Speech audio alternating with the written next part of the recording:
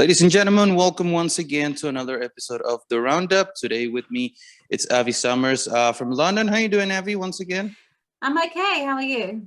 I'm doing good. It could have been better after Thursday, but I think we're doing good overall.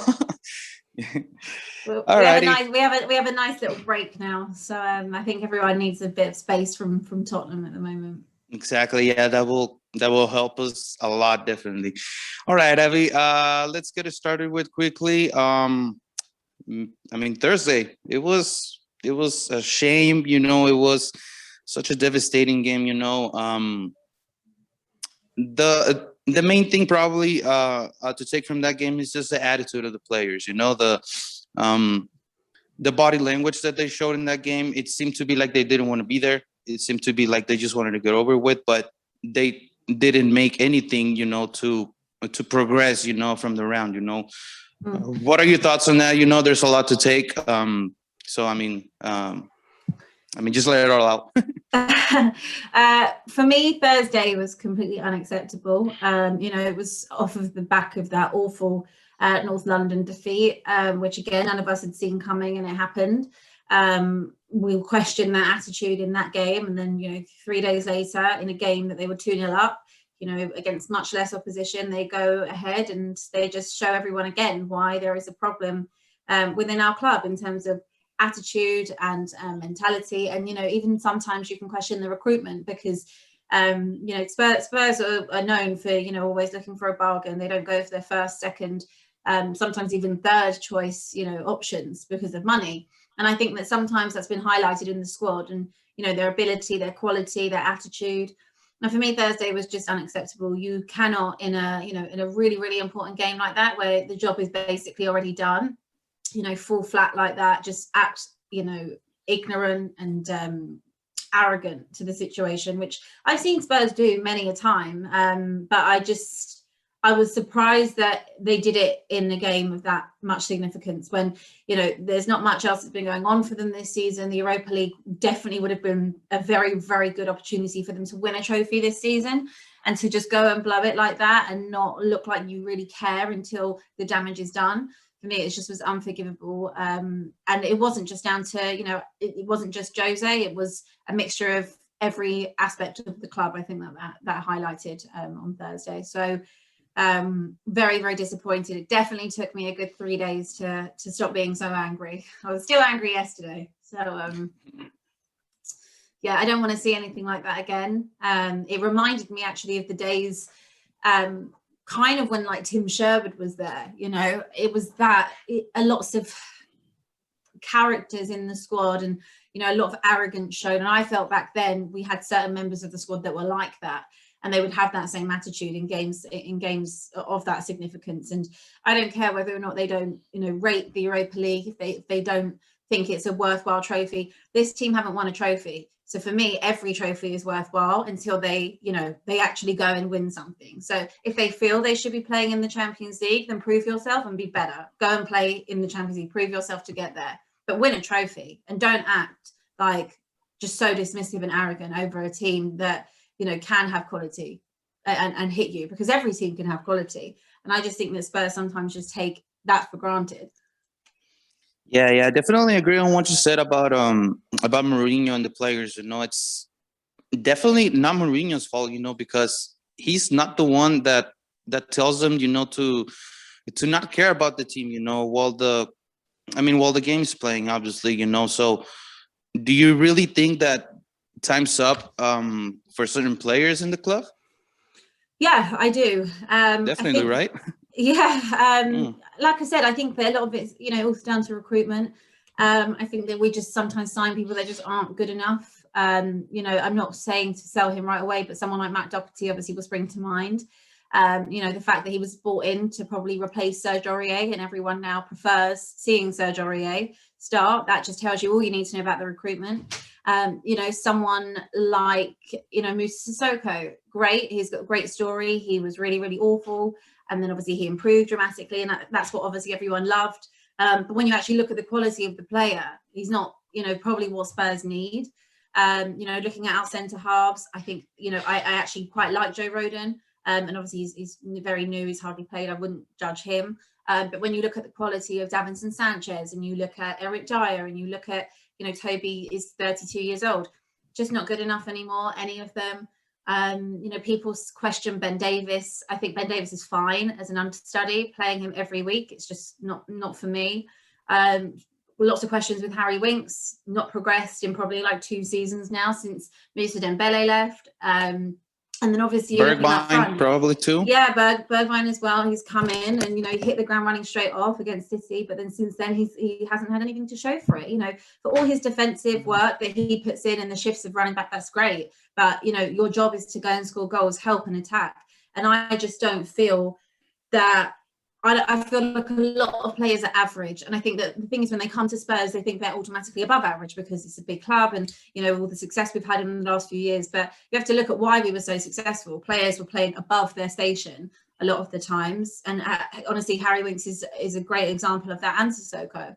But when you strip away and you have bare bones and you need quality to see you through things, I just think that we're lacking when you take the likes of Kane and Son, you know, out of that front line. Gareth Bale, there's obviously, we can talk about Gareth Bale and his quality, but I'm talking about consistently. And also technically Gareth Bale isn't our player, technically. So I'm just skeptical to include him in, you know, big decisions when I think that there's obviously a good chance we'll be sending him back anyway, purely for the monetary side.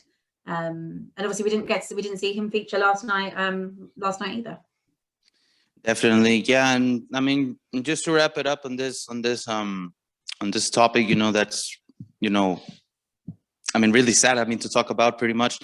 I mean, I mean, there's a lot of. I mean, I can say that Dinamo Zagreb did a really good game. You know, they really deserve it to win because they wanted it more. Same thing as we talk about, you know, on the game against Arsenal, you know, they wanted it more and they got it, you know. So it was pretty much the same thing, you know. And I mean, this game really reminded me about the one against Norwich in the FA Cup. I mean, last season when Eric Dyer, you know, I mean, dropping the stands and all that. Exactly. Yeah. I mean, we had everything to win it, but we just didn't take advantage of the moments, you know. I mean, I really hope that this doesn't happen once again. You know, it was really sad, you know, to see Tottenham being knocked out like this, and I really hope that it doesn't happen again. Any final thoughts on this, Abby? No, you're completely right about the Norwich game. That was actually the last game I got to go to as a fan, you know, before coronavirus. So I remember it very, very well. And again, it was that type of a game. You know, they should have won the game. They struggled against Norwich last season, and we all know that Norwich, you know, ended up being relegated. We played them too many times and we didn't come out victorious really at all. But that's the thing, you know, Spurs have this incredible way of having this arrogance about them when they shouldn't. And I think that, you know, you earn the right to be arrogant, and you earn the right to, you know, to be able to look at teams, lesser teams, that way, if you can back it up. But there is no reason for any of those players to think that they are any better than a Norwich player or a Zagreb player or things like that. And for me, that's why Spurs have just got a terrible mentality, and it stems back years and years and years. I think it comes from the top of the club and thinking, you know, just because they reached a Champions League final, for example, doesn't mean you're a champion. You reached a final, fantastic. You're a finalist, not a champion, right? You're a finalist. And, you know, you can say, okay, well, we got to loads of semi-finals. Great, you got to loads of semi-finals, but you didn't actually win the trophy. And I think that's a big problem with Spurs, is actually getting over the line. And I think as soon as they actually drop the, you know, half of their attitudes and their egos, I actually think they might be successful. Because I think that's a lot of the things that's hold them back. Individual, you know, agendas and selfish reasons. And you win competitions, you win things by being a team, not as an individual person. I think there's a big issue with that at Spurs. And I think that comes from the top of the club. Definitely. Mindset and, you know, I mean, arrogance, like you said, those are two main problems from this squad, definitely. All right, so let's jump into last night's win against Aston Villa. A completely different story, obviously. We saw a whole different squad. You know, we saw many names that we didn't expect it, but that means that Mourinho was probably tired of the arrogance, like you said, of some players, and he's giving the chance, you know, to these young players, which we are actually happy to see. You know, we saw I mean, I see Joe Rodon in here. I see Tanganga. I see also I mean Lo Celso again, and I mean Vinicius. Who I think he did good. In the 90 minutes, I think that he's quite a good player that we are maybe not going to end up with. I don't think he's going to stay in Tottenham. But I think that the team show a completely different attitude. I mean, last night. What are your I think thoughts on this? I was really happy to see Rodon in the side, Tanganga in the side. For me, as I said earlier, I really like Joe Rodon. When I've seen him play this season, I don't think he's done anything particularly wrong, especially when you can compare it to how many mistakes our defenders have made over the course of the season. I just didn't feel that he could have been possibly any worse than what we were doing anyway. So I was really happy to see him in there. I was really happy to see Tanganga as well. I thought both had a great game. Their work rate, their desire. Yes, they looked a little bit shaky in general. I think Davinson Sanchez had a really shaky opening 25 minutes, but I think that, it's not something that's abnormal for Davinson Sanchez. But he finished out pretty strong, I believe. He did. They did, and credit where it's due. They finished well. They finished strong. They grew into the game. And I think that clean sheet is really, really important, especially in that we saw Reguilon obviously came off, but that back four has not played together whatsoever. So I think that's another adjustment thing. I think that's somewhere where Davinson Sanchez probably actually had to stand up yesterday and probably take a lead back there. So that's probably quite interesting to see if that dynamic sticks. Obviously in midfield, I really like the midfield with Lo Celso, Højbjerg and Ndombele. I think that's everyone's preferred midfield, when everyone's fit. And of course, Vinicius up front, really enjoyed seeing him. I felt he put himself about a lot. He utilised his body. I think he caused problems for the defence. I think, obviously, we saw Harry Kane dropping deep and, going here, there and everywhere and pinging the balls in. And it was a bit different to having, Son up front. But I liked his passion. And I like that, when he plays, he's going to give you everything. But Lucas Moura, for me, was, outstanding last night. And fantastic, definitely. He gets a lot of criticism because everyone will know exactly what happened in Ajax. Everyone is eternally grateful for what happened in Ajax, but obviously since then he hasn't really made any contributions. Goal wise, it's been very, very few and far between. Another one that is just does a lot of defense, a lot of running and tracking back, fantastic, but actually goal contributions and attacking very minimal. But he embodied everything that you want to see. They had to show character and desire last night for the badge. And I think that Lucas Moura was, completely showing exactly what it means to him. And I don't think anyone ever doubted that with Lucas. Everyone knows how passionate he is about the club and everything involved with Tottenham. But it was just really good to see. And I think it set a really, really good example for everyone else on that pitch, and also the youngsters in Dane Scarlett and Alfie Devine that were sitting on the bench to see that's what it means to play for a club. You run your socks off every game, you go after every ball, and you chase everything. And I think that I really was happy I saw that last night from him. And I'm glad that, like I said, Rodon and Tanganga also had a good game, and I'm so happy they kept a clean sheet too, because I feel that if they wouldn't have, I just wouldn't have wanted to, knock either of their confidence when they know obviously they have such an opportunity now, and I really want them both to take it. I think they're both really good, and I actually think it's unfair how little game time both have had up until this point. I think quite a lot of fans would also agree on that. And I hope that we stop changing the back. I hope that maybe, obviously we now have international break. We have a nice period of no Tottenham, which is lovely and relaxing for myself and you. But I hope when we come back, I hope he sticks with that. I hope he sticks with that back four that we saw last night. They didn't put a foot wrong. Definitely, yeah. I mean, those were probably two of the bright spots. From last night's win. The back line. That back four. I think that they will be really strong. I think that they look really good. And Lucas Moura also. He has so much skill. And he has a passion, like you said. He plays for the badge, and he did it amazing. He didn't score, but he created, a lot of chances. So I definitely keep Lucas Moura for the future. He's a heck of a player, So it's definitely him, and then 10 more. Lucas is just amazing. And just as bad as we've been, this season, we're still 3 points behind Chelsea. From the fourth place. It's been a horrible season, you know. Every team is, I don't know, they just seem to be dropping points everywhere, you know, against every team. You know, we're still there, you know, besides that, I mean, that we're not in the Somehow European we're there. competition. We're still there.